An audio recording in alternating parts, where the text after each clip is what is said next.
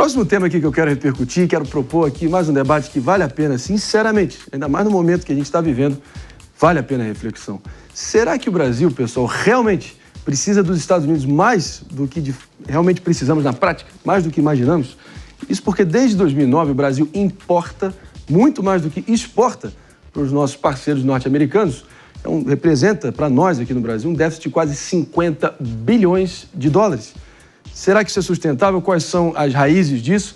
Acho que chega a ser... É complexo. A solução é complexa principalmente, né, Pepe? Mas talvez o diagnóstico já está meio pacificado e sempre acaba caindo naquela problemática da desindustrialização brutal e o Brasil ter virado, como os críticos dizem, uma grande fazenda, o fazendão exportando commodities à torta e à direita. O Brasil acho que só tem, em termos dessas megapotências, um superávit comercial com a China, porque realmente o que a gente exporta de commodity para lá não está escrito e o público consumidor lá também é colossal. Não é isso? Não, exatamente. O Brasil é dependente do mundo, né? Muito dependente. Se dependente do comércio exterior no mundo globalizado não é um problema. Agora, ser muito dependente é um problema. O Brasil vende minério de ferro para a China por $100 a tonelada e compra trilho de ferro por $1.000 a tonelada. E olha que para produzir trilhos de ferro precisa de uma indústria não com tanta complexidade assim. Para se ver o nível da indústria do Brasil. E é claro, né, que o Brasil é dependente dos Estados Unidos, porque os Estados Unidos compra commodity do Brasil e o Brasil compra produtos industrializados dos Estados Unidos. Sim. E os Estados Unidos, querendo ou não, é o segundo maior comprador. Se você me permite, Pepe, me perdoa, só para recepcionar todo mundo que está nos ouvindo também na rede Jovem Pan de Rádio, o debate da vez. Por que será, onde foi que nós erramos para ter um déficit tão bilionário, gigantesco, de quase 50 bilhões de dólares anuais em relação à balança comercial brasileira, Brasil e Estados Unidos? A gente importando muito mais dos americanos e exportando muito menos para eles. Na medida que é fácil entender, também é difícil resolver e muito. Concluindo, Pepe. Não, e é isso, né? Então o Brasil precisa dos Estados Unidos. Mas também é o seguinte, o Brasil precisa se preparar, entendeu? Não para taxar os Estados Unidos igual os Estados Unidos taxa o Brasil, de uma forma recíproca, apesar dessa política ser legítima. Mas o Brasil poderia se preparar para fazer os Estados Unidos depender do Brasil, não é? Ao invés de, por exemplo, o Brasil ficar fazendo essa industrialização capenga, esse projeto de desenvolvimento estatal capenga, por exemplo, poderia aproveitar que está tendo uma guerra fria entre os Estados Unidos e a China por conta de Taiwan, que tem grandes indústrias de semicondutores, e poderia pensar em criar no Brasil uma fábrica de semicondutores. Né? Aí o que vai acontecer? Ao invés dos Estados Unidos e a China ficarem brigando por Taiwan e olhar para o Brasil de forma diferenciada. Mas o problema é que falta pensar diferente no Brasil. Falta inovação institucional no Brasil. Esse é o grande problema. É exatamente esse o ponto, né? Porque para você se tornar competitivo, você tem que avaliar também a carga de trabalho da China, porque lá a carga de trabalho é bem maior. Os chineses têm uma cultura de trabalho mais ampla do que a nossa. Também, para você gerar um emprego no Brasil, os encargos são muito altos e por isso que a gente não tem competitividade em relação aos outros países. Até conversando com alguns empresários do ramo de semijoias, por exemplo, eles dizem que, um deles inclusive me relatou, que mantém uma fábrica aqui no Brasil e uma também na China, porque na China ele consegue trazer para cá e dar o banho de ouro. Compensa muito mais a da China do que a daqui, justamente por causa dessa carga tributária no Brasil que é muito elevada. Então, para você ter competitividade, você tem que ter medidas também que estimulem o emprego, e isso não tem no Brasil. Jess, quero também ouvir tua perspectiva aqui, porque talvez das grandes potências globais, dos principais países, o Brasil nos últimos 40 anos foi o que mais empobreceu. Tem vários estudos nessa direção, uma espécie de quase suicídio deliberado, né? Consciente, vendo durante todo esse tempo a gente se afastar das cadeias de suprimento e também de produção globais e estamos nessa situação. Como é que faz para chegar a tal tão sonhada reindustrialização brasileira, o Eldorado brasileiro? Porque demanda tempo, demanda dinheiro, demanda muita disposição política e também tem que cortar e ter melhores prioridades, concorda? Sim, em partes. Por quê?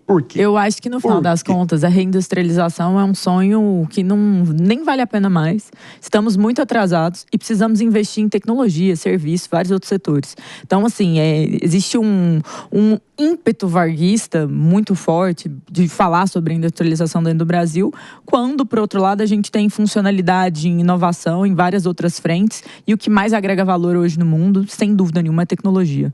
E quando a gente olha para o próprio Estados Unidos, ele também tem vivido um processo de desindustrialização, quando a gente olha para perspectivas que as fábricas lá presentes hoje estão no Vietnã, estão na Tailândia, estão em outros países. Não à toa, os Estados Unidos também é deficitário na balança comercial. Importa muito mais da China. Se a gente trocasse essa notícia para Estados Unidos e China, os Estados Unidos seriam a China deles. Então, assim, por assim dizer, eu acho que esse não é o ponto principal. E aqui, de fato, o Brasil, eu acho que ele tem uma questão que é, mesmo no que fazemos, nós temos um custo de produção muito alto. Então, o agro deixa de ser tão competitivo, às vezes, por conta da cadeia de escoamento. Nós temos uma capacitação fraca ainda no Brasil. Nós precisamos melhorar nosso processo de investimento em tecnologia. Mas muito mais do que isso. A gente também precisa entender e valorizar mais a forma de criação, de patentes, de muitas coisas que a gente está deixando para trás por ausência de investimento. Então, acho esse investimento mais fortuito. E só para completar, no final do dia, os Estados Unidos também dependem do Brasil. Então, essas tarifas, toda essa discussão aí com o Trump, toda essa situação global, os Estados Unidos também não se sustentam sozinhos. Então, quando a gente olha para a questão, por exemplo, da soja ou até mesmo da energia, do minério, principalmente, eles dependem da indústria brasileira, da potência brasileira. Mas do público brasileiro, do povo brasileiro, ser um dos principais... Mercado consumidor altíssimo. Não, exatamente. Em termos de consumismo e também presença digital em rede social e tudo que pode surgir nessa fusão de produtos sendo oferecidos para essa massa de 220 milhões de conectados. Claro, você entendeu, fora as crianças. Realmente, não dá para também descartar o Brasil como se fosse só o patinho feio da equação. Mas a China começou esse movimento agora, né? De tecnologia, mas se tornou uma potência porque é industrial. Mas aqui no Brasil, por exemplo, você produz um produto no estado de São Paulo, se você for transportá-lo para o estado vizinho aqui em Minas Gerais, você tem uma carga em relação a isso, tem um imposto sobre isso. Então como é que você vai ser competitivo pagando tantos impostos? Para arrematar aqui, Pepe, eu sei que você é um grande sonhador com essa grande reindustrialização brasileira, mas você mesmo colocou, teria que passar por um grande redesenho do Estado brasileiro e das prioridades. Muita gente diz que talvez não seria o momento de, ao invés de gastar R$1 milhão por mês com juízes e promotores, seria melhor influenciar, levar esse tipo de financiamento para pesquisa, desenvolvimento e realmente ações científicas para potencializar o gênio brasileiro? Não, eu fiquei arrepiado aqui, Marinho, quando eu ouvi que a reindustrialização é um sonho que ficou para trás, não é? Eu não conheço um país do mundo que se desenvolveu sem ser pela indústria. Eu não conheço um país do mundo que se desenvolveu vendendo commodity.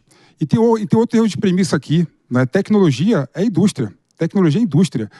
Patente faz parte do sistema de propriedade intelectual que protege as indústrias farmacêuticas, as indústrias tecnológicas e outras indústrias do mundo todo. Então, o que a Jess colocou aqui, na verdade, não se sustenta. Ela está falando de indústria também.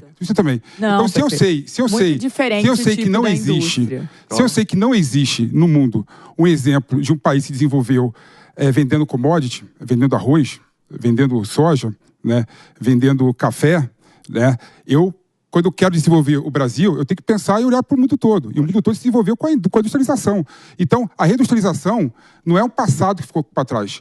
Pelo contrário, nós temos que sim pensar como que a gente consegue fazer com que o Brasil tenha uma indústria forte. Seja por meio da indústria farmacêutica, aí sim entraria as patentes, indústria farmacêutica, entraria as patentes, seja por meio de criar ambiente favorável para a tecnologia embarcada, aí sim entraria as patentes também, e seja ficar mais próximo do que está acontecendo no mundo, que nós estamos na terceira fase industrial, que é a fase da economia do conhecimento, né?